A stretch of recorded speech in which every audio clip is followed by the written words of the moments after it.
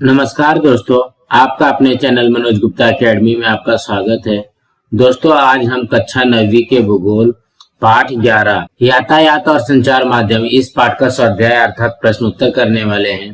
दोस्तों, अभी तक आप लोगों ने इस चैनल को सब्सक्राइब नहीं किया है तो प्लीज सब्सक्राइब और चैनल लाइक कीजिए और अपने फ्रेंड्स के साथ शेयर कीजिए। दोस्तों, इस वीडियो को देखकर और इसको अच्छी तरीके से सुनकर भी आप लोग इस पाठ का प्रश्न उत्तर याद कर सकते हैं। तो ये है पाठ 11 यातायात और संचार माध्यम, इसका स्वाध्याय करते हैं।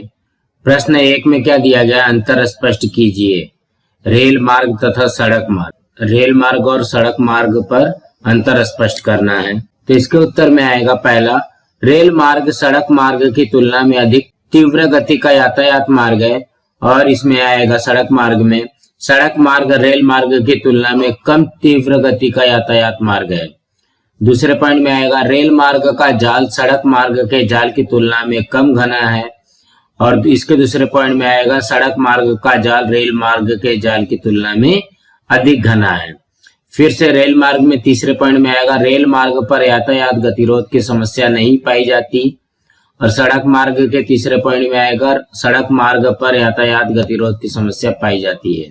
रेल मार्ग के चौथे पॉइंट में आएगा, रेल मार्ग के यातायात के कारण प्रदूषण की समस्या नहीं उत्पन्न होती। और सड़क मार्ग में चौथा पॉइंट आएगा, सड़क मार्ग के यातायात के कारण प्रदूषण की समस्या उत्पन्न होती है। और पांचवा पॉइंट आएगा, रेल मार्ग का यातायात सड़क मार्ग के यातायात की तुलना में सस्ता होता है। और सड़क मार्ग में पांचवा पॉइंट आएगा, सड़क मार्ग की यातायात रेल मार्ग के यातायात की तुलना में महंगा होता है। अब हम अगला करते हैं। दूसरे में क्या दिया गया है, यातायात तथा संचार माध्यम, इस पे अंतर स्पष्ट करना है। तो यहाँ पे देखिए, यातायात और संचार माध्यम में पहला पॉइंट आएगा, जिस सेवा द्वारा वस्तुओं की लेन देन और यात्रियों का एक स्थान से दूसरे स्थान पर आना जाना होता है उसे यातायात कहते हैं। और संचार माध्यम का पहला पॉइंट है, जिस सेवा द्वारा जानकारी का एक स्थान से दूसरे स्थान पर आदान प्रदान होता है उसे संचार माध्यम कहते हैं। यातायात के दूसरे पॉइंट में क्या आएगा, रिक्शा, ट्रक, रेलगाड़ी, मालगाड़ी, नाव, जहाज, हेलीकॉप्टर, विमान आदि यातायात के साधन हैं। और संचार माध्यम के दूसरे पॉइंट में क्या आएगा, समाचार पत्र, Akashvani, Doordarshan, internet, mobile phone आदि संचार माध्यम के साधन हैं। तीसरे पॉइंट में आएगा, यातायात सेवा में यातायात गतिरोध, दुर्घटनाएं, ध्वनि प्रदूषण, वायु प्रदूषण आदि समस्याएं आती हैं। और संचार माध्यम के तीसरे पॉइंट में आएगा, संचार माध्यम सेवा में सूचना प्रसारण की तकनीकी बाधा, साइबर अपराध आदि समस्याएं आती हैं। तो यहाँ पे देखिए, पारंपरिक संचार माध्यम के साधन और यहाँ पे दिया गया आधुनिक संचार माध्यम के साधन। इसमें पहला पॉइंट आएगा, प्राचीन काल से उपयोग में आने वाले संचार माध्यम के साधनों को पारंपरिक संचार माध्यम के साधन कहते हैं। और आधुनिक संचार माध्यम में क्या आएगा, पहला पॉइंट, आधुनिक काल में उपयोग में आने वाले संचार माध्यम के साधनों को आधुनिक संचार माध्यम के साधन कहते हैं। दूसरा पॉइंट है, पत्र, समाचार पत्र, आकाशवाणी, दूरदर्शन आदि संचार माध्यम के पारंपरिक साधन हैं। और इसमें आएगा दूसरा पॉइंट, मोबाइल फोन, अंतरजाल आदि संचार माध्यम के आधुनिक साधन हैं। तीसरे पॉइंट में आएगा, पारंपरिक संचार माध्यम के साधनों की सहायता से जानकारी का आदान प्रदान करने वाले व्यक्ति एक दूसरे से सीधे संवाद कर सकते हैं, यह आवश्यक नहीं है।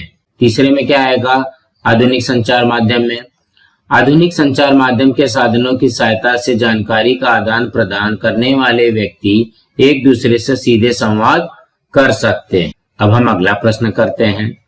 दूसरे प्रश्न में क्या दिया गया, विस्तार में उत्तर लिखिए। उसमें से पहला प्रश्न है, समाचार पत्रों का प्रयोग अच्छे संचार माध्यम के लिए होता है, यह विधान स्पष्ट कीजिए।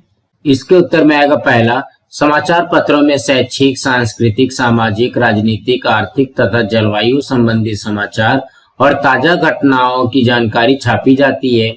दूसरा, समाचार पत्रों द्वारा बहुत ही कम खर्च में अनेक लोगों के पास संदेश भेजा जा सकता है।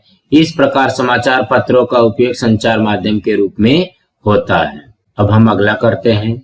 दूसरे प्रश्न में क्या दिया गया है, टीवी दूरसंचार माध्यम का सस्ता साधन होता है, यह स्पष्ट कीजिए। इसके उत्तर में आएगा पहला, टीवी नामक संचार माध्यम के साधन की सहायता से मनोरंजन, शैक्षिक, सांस्कृतिक, सामाजिक, राजनीतिक, आर्थिक, मौसम संबंधी, क्रीड़ा संबंधी आदि कार्यक्रमों का प्रसारण किया जाता है। दूसरा, टीवी द्वारा बहुत ही कम खर्च में देश के अनेक लोगों तक एक ही समय पर संदेश भेजा जा सकता है। इस प्रकार टीवी संचार माध्यम का सस्ता साधन है। अब हम अगला करते हैं। तीसरे में क्या दिया गया, भ्रमण ध्वनि मोबाइल का प्रयोग करके किन किन प्रकारों के संदेशों का वहन किया जा सकता है। इसके उत्तर में आएगा पहला, भ्रमण ध्वनि का प्रयोग करके प्रत्यक्ष रूप से संभाषण करके शाब्दिक तथा मौखिक स्वरूप के संदेश का वहन किया जा सकता है। इसी तरह वीडियो कॉलिंग भी किया जा सकता है। दूसरा, मैसेज की सहायता से शाब्दिक तथा लिखित स्वरूप का संदेश वहन किया जा सकता है। मोबाइल के विभिन्न ऐप्स की सहायता से शाब्दिक तथा अशाब्दिक स्वरूप का संदेश वहन किया जा सकता है। अब हम अगला करते हैं। तीसरे प्रश्न में क्या दिया गया है, निम्न जानकारी के आधार पर नाम लिखिए। पहले प्रश्न में क्या दिया गया है, हवाई सेवा जहां उपलब्ध है ऐसे महाराष्ट्र के 5 शहरों के नाम लिखिए। तो कहां पे हवाई सेवा उपलब्ध है, इसके उत्तर में आएगा पहला मुंबई, पुणे, नासिक, नागपुर और नांदेड़। अब अगला करते हैं। दूसरे में क्या दिया गया है, डाक विभाग से प्राप्त होने वाली सेवाएं, मतलब डाक विभाग कौन कौन सा सर्विस देता है। इसके उत्तर में आएगा पहला संचार माध्यम, दूसरा आयुर्बीमा, तीसरा बचत सुविधा, चौथा बैंकिंग सुविधा, पांचवा जानकारी का संकलन इत्यादि। अब अगला करते हैं। तीसरे में क्या दिया गया है, अपने परिसर के राष्ट्रीय महामार्ग। तो इसके उत्तर में आएगा हमारे परिसर का राष्ट्रीय महामार्ग NH-17 है। आप लोग महाराष्ट्र के जिस भी भाग में है आप लोग अपना अपना राष्ट्रीय महामार्ग लिख सकते हो, या ये भी लिखोगे तो भी चलेगा। अब हम अगला करते हैं।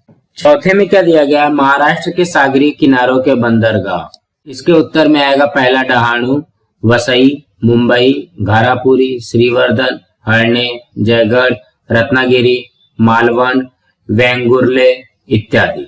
अब अगला करते हैं। प्रश्न 4 में क्या दिया है, सहसंबंध पहचानिए और जोड़ियां लगाइए तथा श्रृंखला बनाइए। मतलब यहाँ पे देखो अ गट में क्या दिया गया है, ब गट में क्या दिया गया है, क गट में क्या दिया गया है।